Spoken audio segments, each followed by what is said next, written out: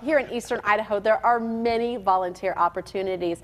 And joining us now, we have Helen Mayberry from SEICAA. She joins us to show that there is actually something for everyone. Is there something for bossy people who want to organize things? There is. We need volunteer organizers. You'd be surprised how many opportunities there are just to manage volunteers. Because volunteers, there's a lot of management involved. I try to do it nicely. Tasks. I tell people what You'd to do be nicely. great. You'd be great. And I think nice Matt would be really good at my recognition banquet as my MC. Oh, are you putting... Because we something- recognize volunteers. Yes, putting forth an invitation right now. That's Of something course, that I'm I do throwing all it the out time. there. Yeah, that'd be Challenge fantastic. is on. I love You're doing on that kind TV. of You stuff. can't refuse now. No, That's I right.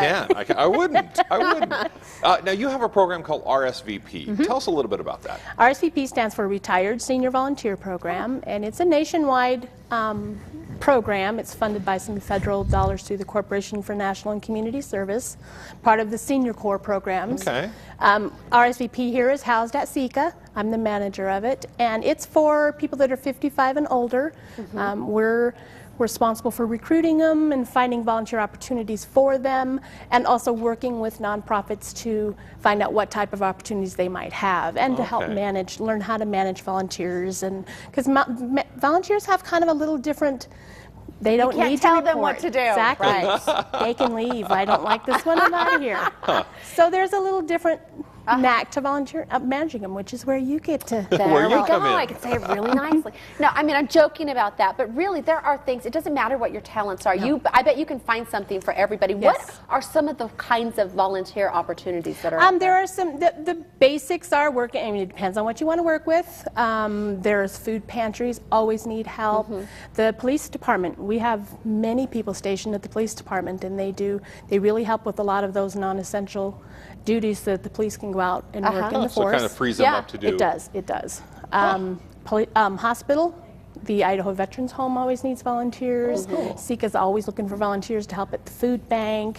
Senior centers have opportunities, and it's not all just, you know, you guys were talking earlier about what do you want to do, and that's one of the things you got to figure out. Do I want to work behind the scenes?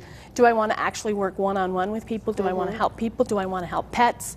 There's just so many opportunities. It's kind of cool. In my daughter's class, there is a woman. She's obviously retired. They call her Grandma and her name. Oh, cool. And she comes in and helps kids read every day. She does not have a grandchild in that class. She is just a volunteer. She's a foster grandparent.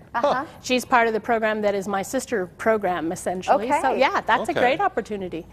We try to recruit teachers, and nothing against, I'm not going to badmouth any teachers because they do amazing work, but sometimes once they retire, they're like, I don't want to do anything with kids. No more children. I'm going to go help seniors. I put in my time. But that's kind of the nice thing about volunteering is you can find out what your gift is, what you do like to do. If you don't like to be, you know, in front of people, if you don't want to be the communication skills, there are things that you can do. You can always find something for somebody to do. Nonprofits always are looking for marketing type people to help with marketing. I mean, it's one of those things that there's always a need in the nonprofits to help promote their agency and marketing, and that requires money if you're hiring someone to do that. So there's a lot of working force people that are retiring that have great talents in stuff like that. Now let's talk also about just people who maybe haven't retired yet. They would like to be able to help out in their community, but they don't have 3 times a week that they can give to this. Are there opportunities that don't take very much time? There are. I can give one example. Starting every Thursday at SEICAA, we do what's called a market salvage program, and it's only like 4 hours in the afternoon once a week to come help distribute the bread to people to come in and get bread. So there's always simple little opportunities, not simple little opportunities, but short opportunities like that. There's also a weekend, you know, a one-day event you might want to do. There are also boards and committees if you want to get involved behind the scenes, like you had said. Behind the scenes, there's always needs. I have an advisory committee that I'm always looking for members to help encourage volunteer opportunities and stuff. So probably the most important information right now, how do people volunteer? What number can they call? Where can they go? Call 232-1114, which is my number. Ask for Helen, or just say, I want a volunteer opportunity. And someone will jump in there and and we've got a lot of one-time activities coming up that they can help with. Oh, cool. Perfect. Fantastic. Helen, thank you so much. Thank you. Great information. Thanks.